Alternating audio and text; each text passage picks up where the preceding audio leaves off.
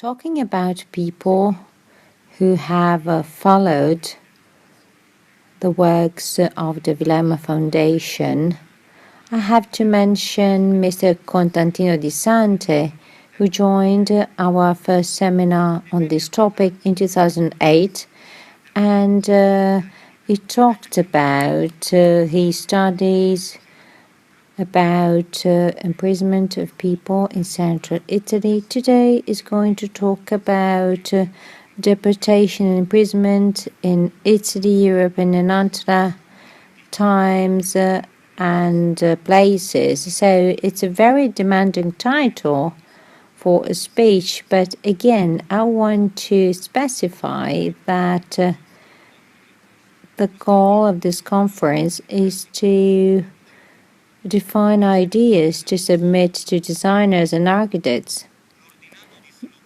Mr. Di Sante is going to analyze the chronology of some key events in a new way. The Villa Emma boys and girls get to Italy because it was dangerous to stay elsewhere, and at one point staying in Antioch will become dangerous as well, so they had to leave.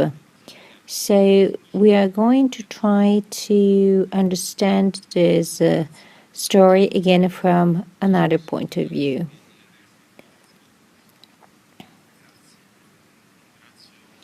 Thank you very much to the organizers. I'd like to thank the Foundation for this kind invitation, and I try to start straight away by getting to the point of my speech.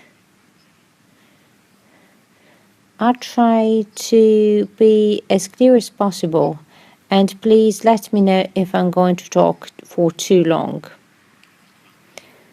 The title of my keynote speech is quite wide.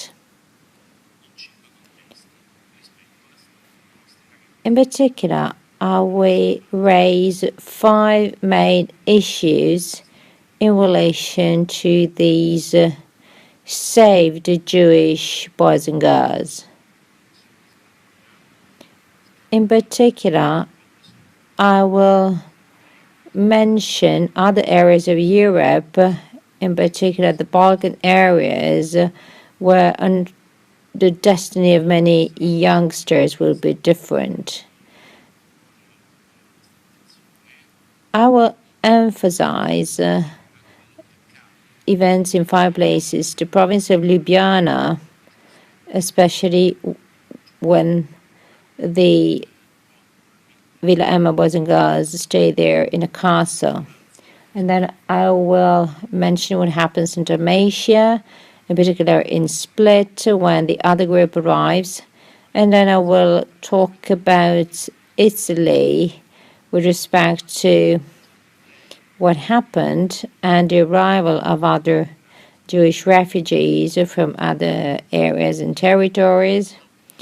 And then I will get into more details about what the province of Modena represented with respect to deportation flows.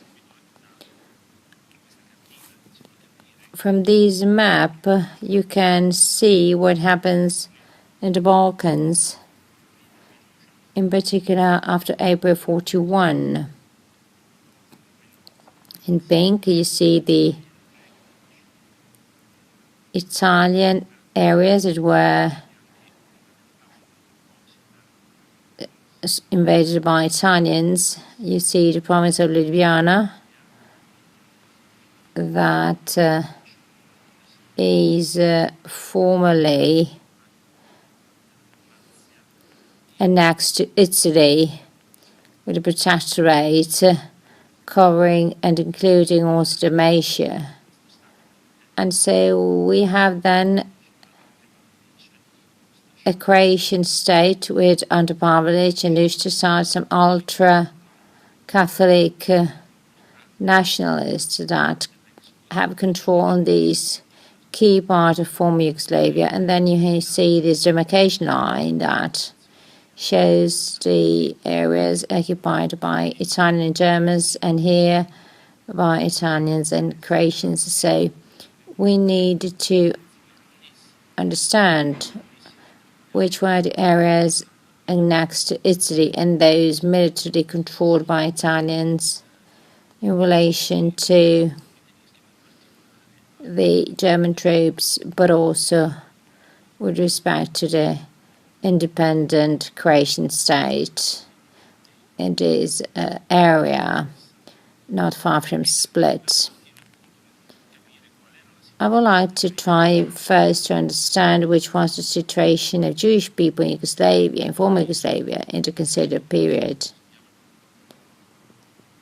And maybe I should have specified something in the title of my speech. And maybe I should have considered also numbers and figures, not only times and places.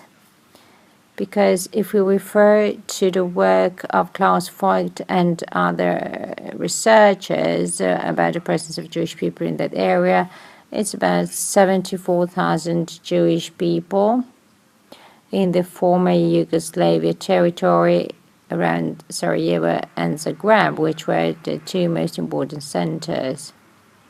And then from 39 on, 4,000, 5,000 refugees would arrive from Czechoslovakia, Poland, Austria, and Germany, and especially after the start of the war. And among them, we find also our boys and girls that will stay and settle down in a castle in the province of Ljubljana. So we are about 38,000 under the Ustasha and another 30,000 in the German occupied area. In the Italian occupied area, we have 1,000 Jews, in particular along the Dalmatian coastline, especially in Mostar and Split. Again, according to figures, you see a quite low figure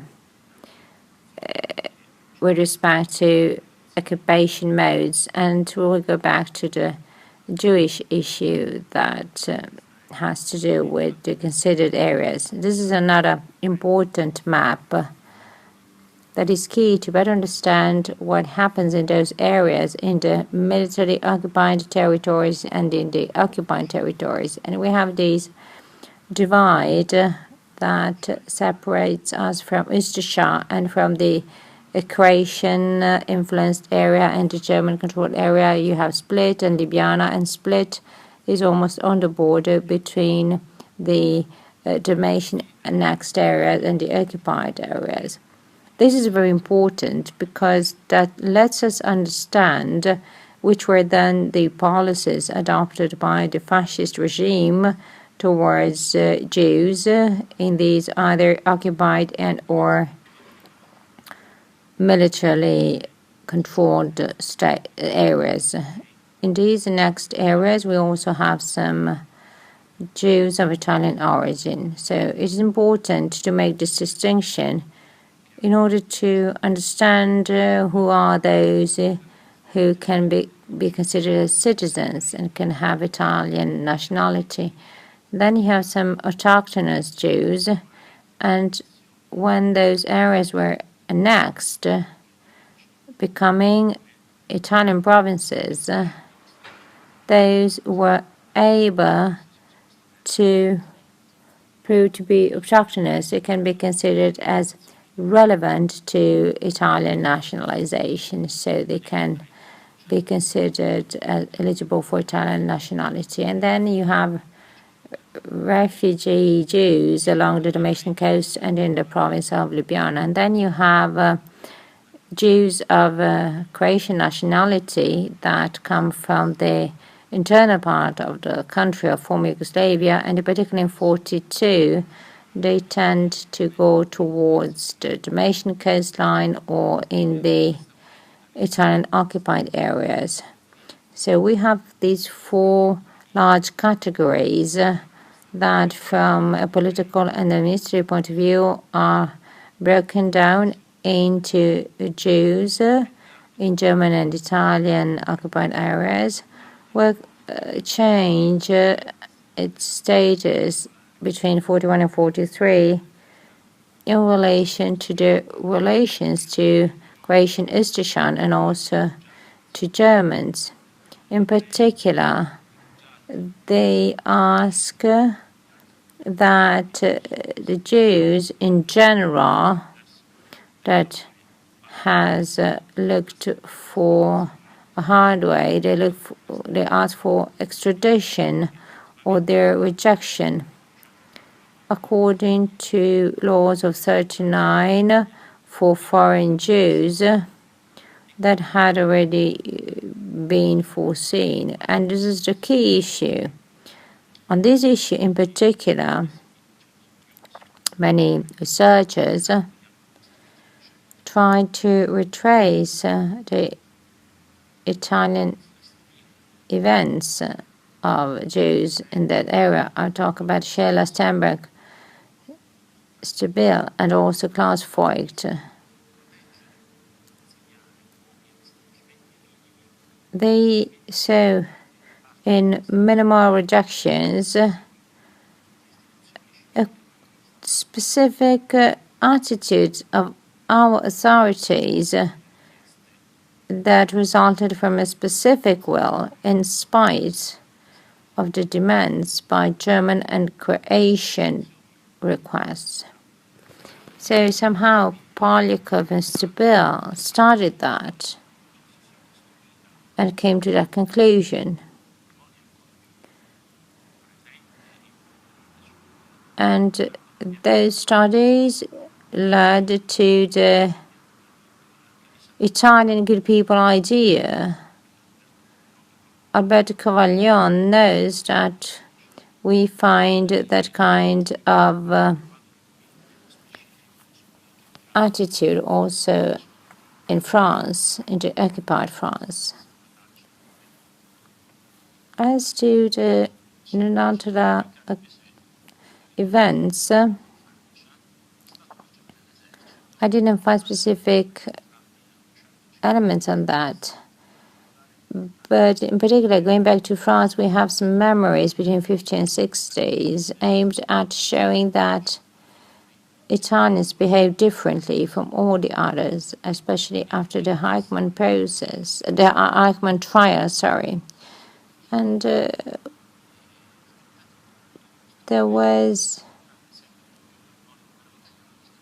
a trial to promote the memory of the good Italians and bad Croatians, bad Germans, with internecine war in the former Yugoslavia territories. Now I'm going to mention Davide Rodogno and work on Montenegro by Gotti that tried to retrace a much more complex picture because things were much more complex. First of all, as far as delivery of those people is concerned, we know that some were delivered, and in particular through the closing of some bordered areas, some people were prevented from coming to Italy. Others were rejected. And then there was the internment issue.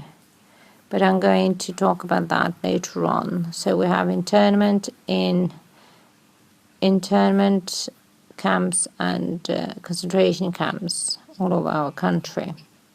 If we consider then the province of Ljubljana, the policy towards Jews starts with the annexing of that area. Well, there were really not many Jews, just 1,000 at the beginning in the Italian-controlled areas. The first 134 were interned in 41, not long after the annexion of those areas. in the Ferramonte di Tarsia camp in the province of Cosenza. There was a major internment platform for foreign Jews, and well, we can discuss about the figures, but totally there were 1,500 that were sent there between 41 and 43. Another situation is in the province of Fiume. There was a first round of internment in 1940 because it was already part of Italian territory, and in particular on June the 10th, 1940, there was already regulation stating forth that suspected people had to be interned. And even though the Jews were not at that time the main target of that regulation, they were interned as Jews in Caprino Veronese. Others were rejected when they were trying to enter. Then we have our group that from Zagreb founds hospitality in the province of Ljubljana. Folk talked about 800 people. Others succeed in entering, but 800 were rejected. So there are these fluctuations. So 800 rejected, others were able to come in. And again, why do we have such a varied situation? So, considering that it was a regulation stating for the non-transit for foreign Jews from 39 on, well, we see that the Ljubljana area instead welcomed or tended to welcome the Jews. Was that a matter of corruption? Maybe some people tried to corrupt officials and officers, and maybe it was a matter of mediation work of some humanitarian entities, as Marilaria said. I don't know, but still, the group that ends up in Nonantola was able to find hospitality and refuge in the castle. We have other areas where there was also a complex situation. Emilio Grazzoli had an attitude in Ljubljana. Then we have Giuseppe Bassanini, the governor of Dalmatia, that managed those areas in a different way. In July 41, Jews in Caterina were first sent to a camp in Albania. Some of them were to be found later on in the province of Modena, and then they ended up in Ferramonte. And again, they are among the first to be interned. And then in Dalmatia, we have another group of 33 boys and girls that arrived then in April 43 in Nonantola, and there too there was a form of rejection with respect to those who want to come in. And we talk about 4,000 Jews that succeed in joining Dalmatia. They succeed in getting there. They come from internal parts of former Yugoslavia, and they also try to escape the German and Easter persecutions. Later on, during the course of the war, as far as the Germans and the Croatians asked for the internment, they will be chased, and some will be interned in the Porteret camp in Dalmatia. We have plenty of data. For those of you who are interested in these issues, I will make my PowerPoint presentation available to everybody. In particular, I want to emphasize two elements. First of all, in December 42, we have the fourth German request to deliver the Jews who were in Italian areas, and later on they will be interned in a famous camp where 1,500 people would die. It was a camp abandoned by Italians. And between May and June 1943, many Croatians and Slovenia will be moved to a camp in the province of Udine. And there, Jews in Italian-occupied area will arrive. Some historians try to study the role played by Roata, a war criminal, and Yugoslavian authorities, including Tito, asked for his extradition, and he was considered almost as a rescuer of Jews. De facto, he started safeguarding and protecting the Jews in those areas, and then started to somehow play with time, saying, well, we're going to intern them in our camps, to imprison them in our camps. So taking time. So that was one of the policies adopted there. What is very interesting is to remember also the Agbe camp and Portere, remarkably, namely in Dalmatia, where we find a couple of thousands of Jews. In this case, we are in areas that were militarily occupied and controlled by Italians. So because of that, those Jews did not fall in the hands of Istisha and the Germans. And others were then imprisoned in Italian camps. So why did Italians not deliver those? And why is it so that the split group was able to come here in April 1943, considering also the very delicate situation that was about to unfold? Well, actually, in 1942 in Split, there was one of the strongest episodes of anti-Semitism. I mean, the synagogue was attacked on June the 12th, 1942, and it was burned down with its books and everything. It was devastated, and the Jewish community had been able to be protected by Italians with respect to the Ustasha.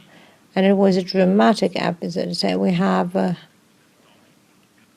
more aggressive attitude towards the Jews, and also an army, on the other hand, that tries to help them and to save and rescue the Jews, or at least not to deliver them.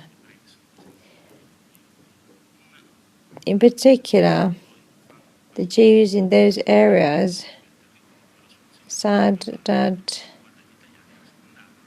Italians did not consider the Jewish issue as a priority issue. In 1942, when they decided to deport the Jews that were in extermination camps, so the Nazi and the Ustasha almost agreed.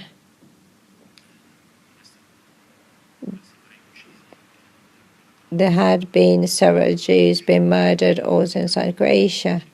But on the one hand, for numerical reasons, but also for political reasons, well, the Jewish issue was considered as secondary by Italians. Moreover, our troops, since the very beginning, had tried to tell the local population, including the Jews, we are going to protect those who are going to collaborate with the occupiers. So it was also a matter of keeping promises. And secondly, our troops wanted somehow to show that they were independent vis-à-vis the Germans and the Ustasha. stating these are our areas, the areas we control, and you cannot interfere what we're going to do with what we're going to do, even with the local populations. So any possible people deliver would have also compromised the collaboration with the locals, also in an anti-partisan way, because it was a resistance fight. We know that the Ljubljana group arrives in Ananta also for those reasons. But then there is another thing to be considered, maybe not as well dissected as others.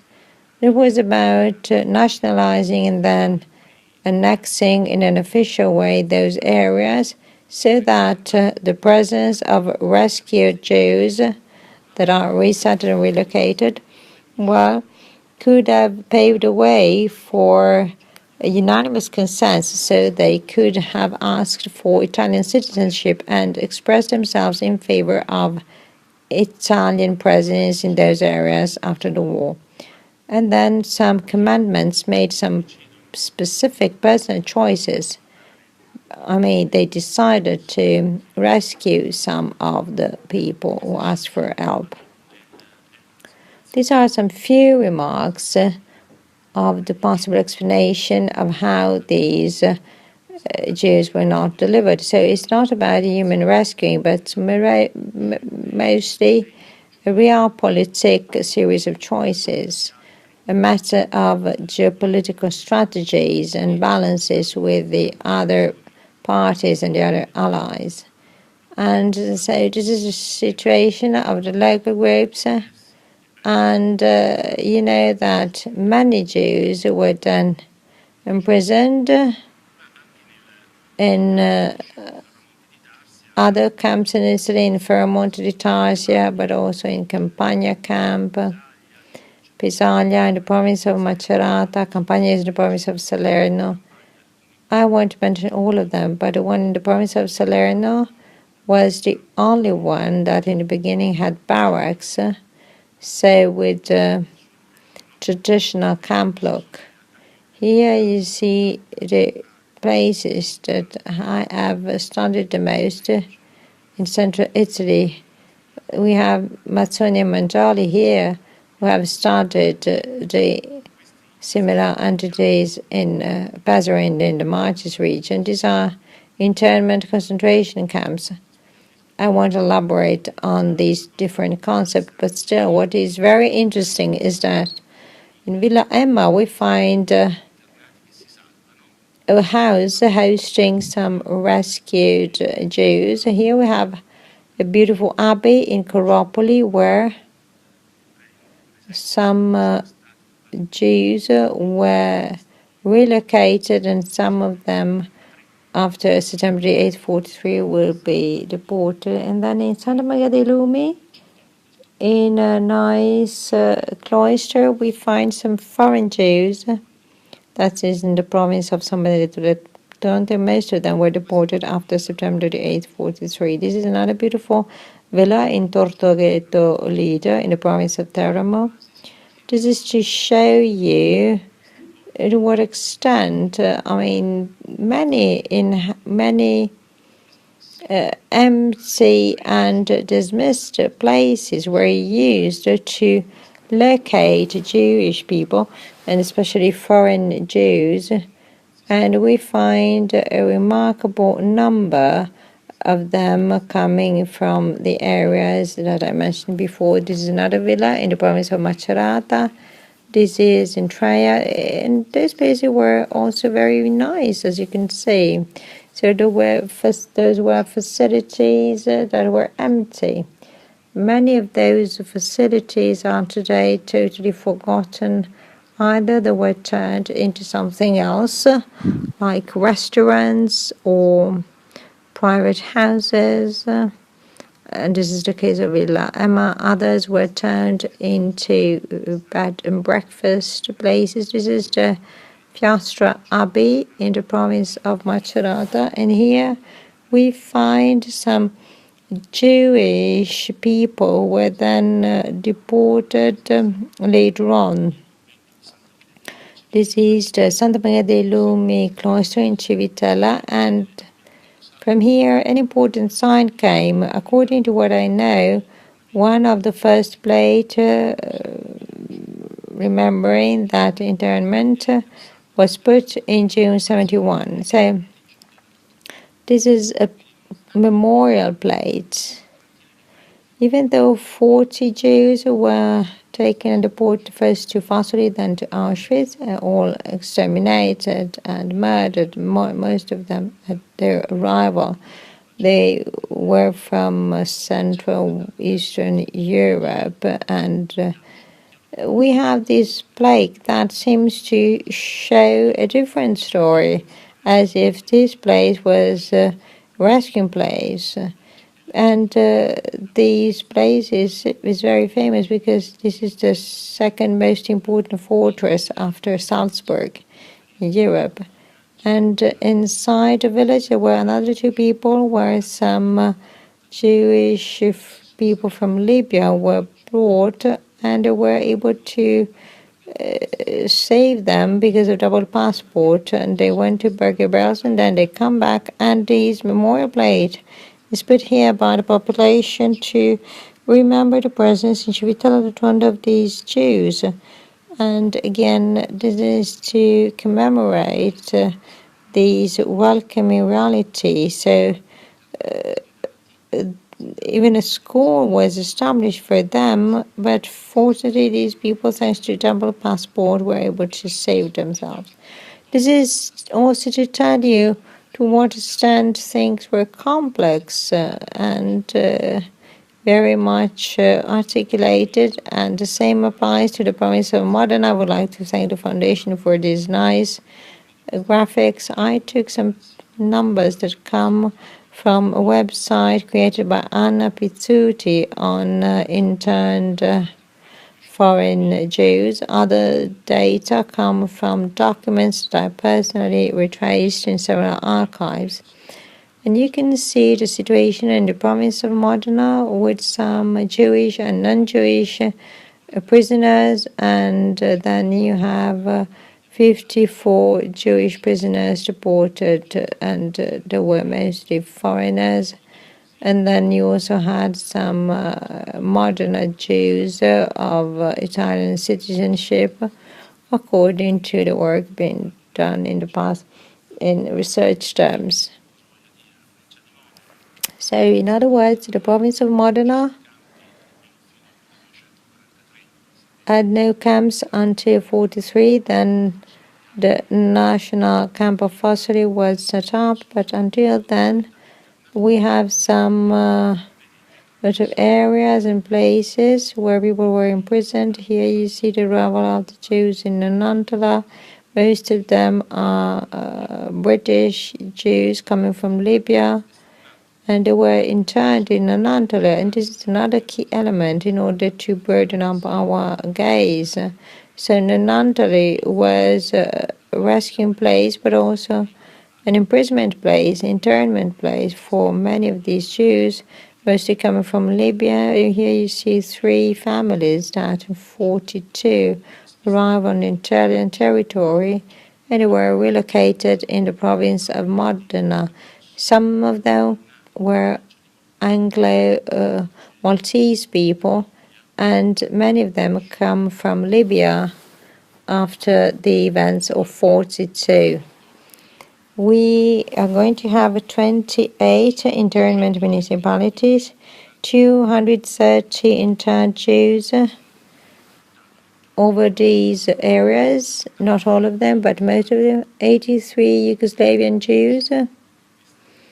So not only in these 2 arriving groups, but also we have 14 coming from Ljubljana, and we have also some of them coming from the province of Modena. 61 come from Libya, most of them from Benghazi, and 13 are to be found in Nonantola, and another 128 are Anglo-Maltese from Libya. And here you see the 13 Jews, Anglo-Libyan again, interned in Anantala. It is important to underscore a fact. You see here Switzerland. So what happened to these people after the liberation is interesting because a quite manifold number follows the same route of the Villa Emma boys and girls. It is interesting to notice that because we find them here again. These people were interned in the municipality of Nonantola, not inside Villa Emma. It is interesting to see these flaws because if we see the other Jews, the other foreign Jews that were able to survive, most of them will escape through Switzerland and are to be found then in Switzerland. It is also interesting to see that there are also other people from other countries. And so this is an additional aspect of internment policies adopted towards Jews. And this is very important also to remember those who were not able to survive because also of Italian responsibilities. And then we have the situation in the close-by areas. The survival of Jews in Nonantola was very important. So the fact that those people were able to escape in October 1943 is very important. And you know that police authorities have stated the arrest of all the Jews. So it's important to remember that. So when the camps are created, we know that there was the Fossili camp, but we do not find any other provincial camps. So those of you who are arrested in the province of Modena will go through that place, and I mentioned 70 that were arrested in the Modena area, and 54 were foreign Jews that were imprisoned, and then they were either delivered. And another positive aspect of the Jews in Anantala were able to leave earlier. Another open issue is the following. Many foreign Jews from those areas arrived to Italy as interned. What it means that they were registered. The ones in Villa Emma were as refugees, but they were not registered. And that was a very important issue. That played a key role. So probably they were able to survive because of that, or at least that was a very important factor. So we should consider that as well. Thank you very much, Costantino.